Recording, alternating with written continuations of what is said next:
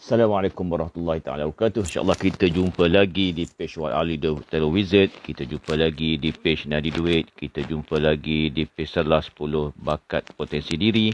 Kita jumpa lagi di page Fakir Solution and Training Sendirian Berhad. InsyaAllah hari ini kita berbicara tentang apa yang boleh kita sambung kembali yang berkaitan dengan konsep pemasaran yang kita adakan sebelum ini. Konsep pemasaran berorientasikan kepada pelanggan, konsep pemasaran berorientasikan pada pengalaman kan. Hari ini kita nak cerita tentang konsep pemasaran berorientasikan kepada nilai pelanggan, nilai. Kalau kita dalam ilmu pemasaran biasanya dinyatakan bahawa konsep pemasaran yang berorientasikan kepada nilai ini adalah satu konsep di mana dia dibangunkan di atas satu dasar, satu asas bahawa pelanggan lebih tahu kehendak, keinginan, kebutuhan yang mereka mahulah yang pada mereka.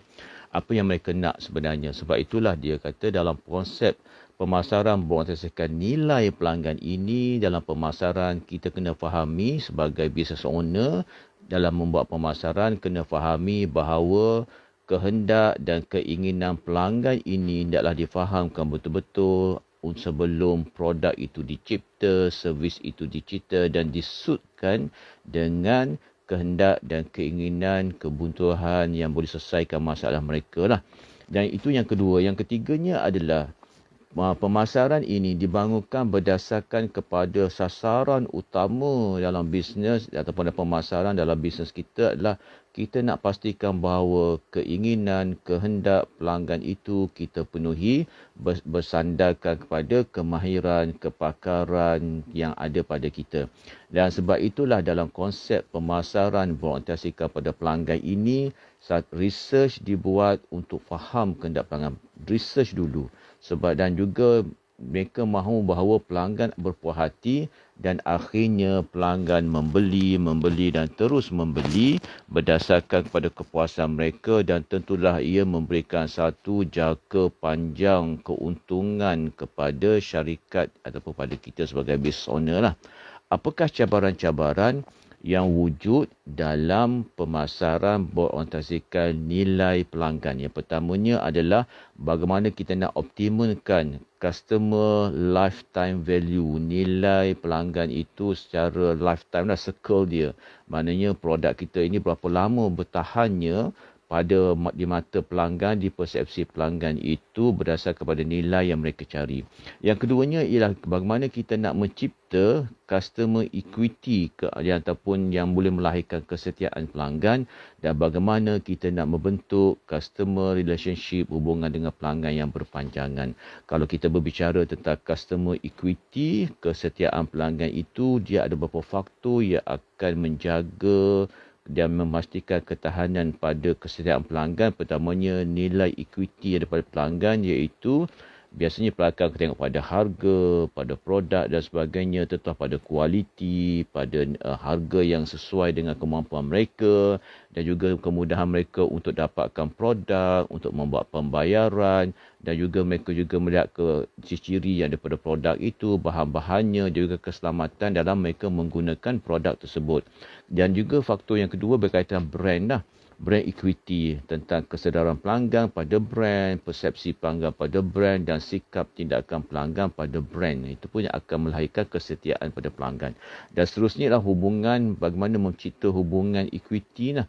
Bagaimana kesetiaan pelanggan itu dinaikkan dengan adanya program loyalty, program berkaitan dengan perhargaan, aktiviti-aktiviti khusus kepada pelanggan, grup pelanggan yang kita target dan juga kita wujudkan komuniti yang sentiasa berhubung dengan pelanggan sama ada di alam maya ataupun di alam nyata dan yang mana pelanggan akan tahu bahawa mereka adalah pelanggan yang berada dalam lingkungan eksklusif lah.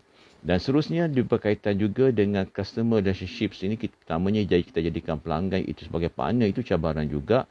Menjadikan pelanggan nak mengekalkan pelanggan yang lama ni. Sebab apa? Kos mencari pelanggan baru biasanya 3, 4, 5 kali ganda lebih mahal daripada kos kita nak mengekalkan pelanggan lama. Dan juga nak mengekalkan hubungan dengan pelanggan ni biasanya kita akan libatkan pelanggan secara directly ataupun indirectly. Biasanya kalau dengan syarikat, ia terlibatkan dengan R&D, pergi jumpa pelanggan, tanya-tanya kembali pada R&D, saya nak sesuaikan, dan juga akan terlibat sales marketing secara indirectly, finance, kewangan, operasi, leadership, dan juga setengah tu berkaitan dengan purchasing pun ada, berkaitan dengan pembelian produk sebagainya, bahan sebagainya pun kadang-kadang mereka mendengar juga feedback daripada pelanggan, sebab mereka tahu produk yang ada feedback yang secara terkumpul yang banyak ini akan melahirkan satu produk yang bagus pada grup-grup yang mereka target sendirilah. Dan kita tak boleh nak semua pelanggan, kita ada grup kita sendiri.